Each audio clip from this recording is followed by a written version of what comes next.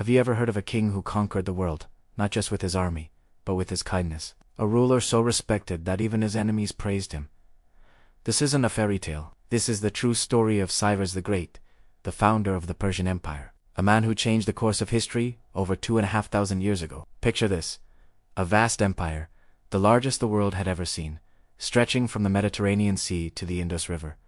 But this empire wasn't built on fear. It was built on a revolutionary idea.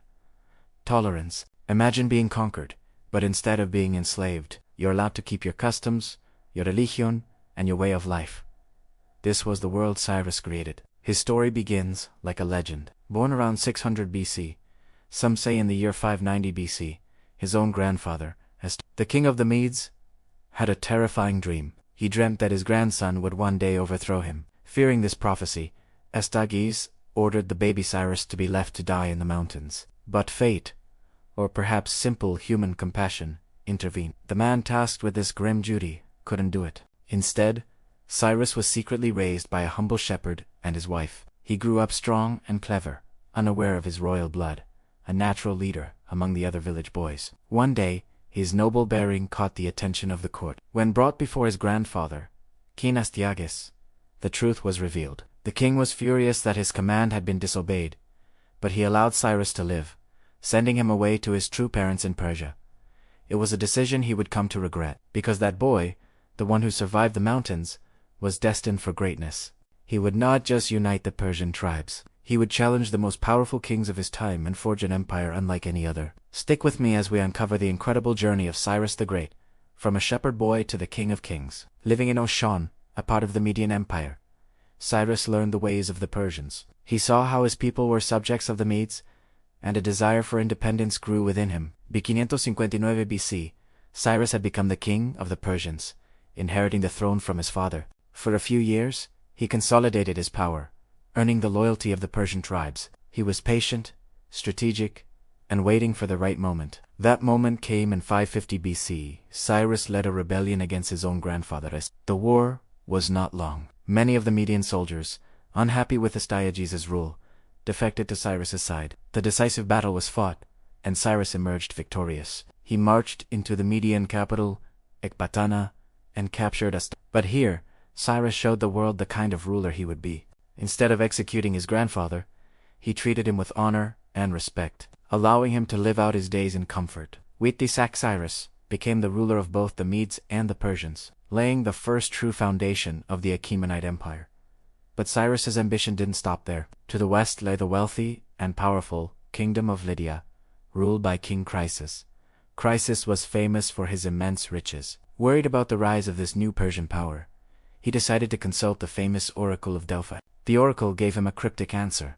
If he attacked the Persians, he would destroy a great empire. Confident this meant his own victory, Croesus launched an attack in 547 BC. The two armies met in a fierce but inconclusive battle. As winter approached, Croesus retreated to his capital, Sardis, expecting Cyrus to do the same. But Cyrus was no ordinary general. He did the unthinkable and marched his army through the harsh winter weather, surprising Croesus completely. He laid siege to Sardis, a city thought to be impregnable. Using a clever tactic, Persian soldiers found a weak point in the city's defenses and scaled the walls. Sardis fell, and Croesus was captured. The great empire that was destroyed was his own. Once again, Cyrus showed mercy. He spared Croesus's life and made him a trusted advisor. The vast wealth of Lydia now belonged to Persia. With Lydia secured, Cyrus turned his attention to the greatest prize of all, the legendary city of Babylon. Babylon was the jewel of Mesopotamia, a center of culture, science, and wealth, protected by massive walls that were believed to be Its ruler, Nabonidus, was unpopular with his people, especially the powerful priests of Marduk, the city's chief god. Nabonidus had neglected the traditional religious rites, causing widespread discontent. Cyrus saw an opportunity. He presented himself not as a conqueror, but as a liberator chosen by the god Marduk himself. In October of 539 BC, the Persian army approached Babylon. What happened next is a masterclass in strategy and psychological warfare. Instead of a long, bloody siege, the Persian forces devised an ingenious plan. The Euphrates River flowed through the city. Upstream, Cyrus's engineers diverted the river's flow, lowering the water level. Under the cover of night, his soldiers simply waded through the riverbed. Under the massive walls, and entered the city without a fight. The gates were opened from the inside, and the city of Babylon fell peacefully. On October 29, 539 BC, Cyrus himself entered Babylon. There was no looting, no destruction. He forbade his soldiers from harming the citizens. His first act was to go to the temple of Marduk and pay his respects, winning the hearts of the Babylonian people. He had conquered the city not with force, but with respect for their culture and their god. It was in Babylon that Cyrus made his most famous and enduring contribution to history. He issued a decree, a declaration of human rights recorded on a clay cylinder known today as the Cyrus Cylinder. This remarkable document declared freedom for all peoples within the empire. It abolished forced labor, and allowed all deported peoples to return to their homelands and rebuild their temples. This had a profound impact, especially for the Jewish people who had been held captive in Babylon for decades since the time of Nebuchadnezzar. Cyrus's decree allowed them to return to Jerusalem and rebuild their sacred temple. This act is celebrated in the Bible, where Cyrus is praised as a righteous ruler appointed by God.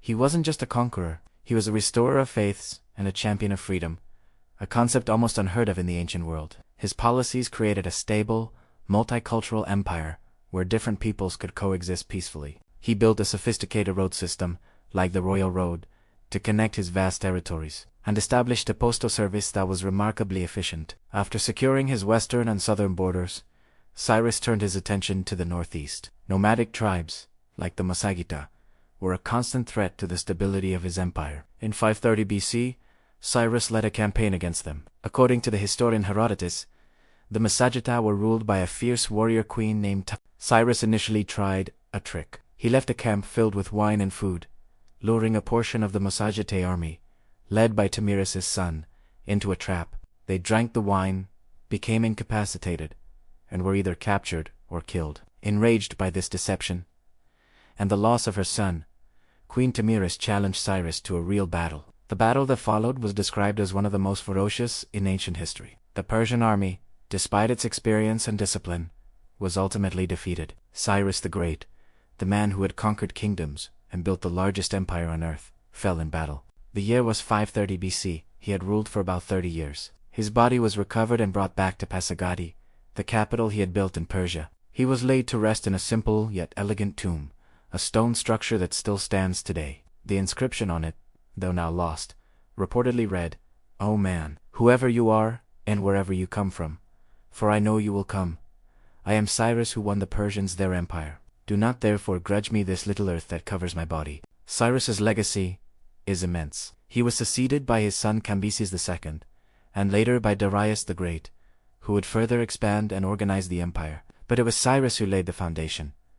He was more than a warrior. He was a statesman and a visionary. His model of a multicultural empire, based on tolerance and respect, influenced leaders for centuries to come, from Alexander the Great, who admired him so much that he visited his tomb, to the founding fathers of the United States. Cyrus the Great showed the world that true power isn't just about conquering lands. It's about winning the loyalty and respect of people. His story is a timeless reminder that compassion and wisdom can be the most powerful weapons of all. He wasn't just the founder of Persia. He was one of the first and greatest founders of a more humane world. Thank you so much for watching. If you enjoyed this journey back in time, please hit that like button and subscribe for more stories about the incredible figures who shaped our history. Let me know in the comments which historical leader you'd like to learn about next. See you in the next video.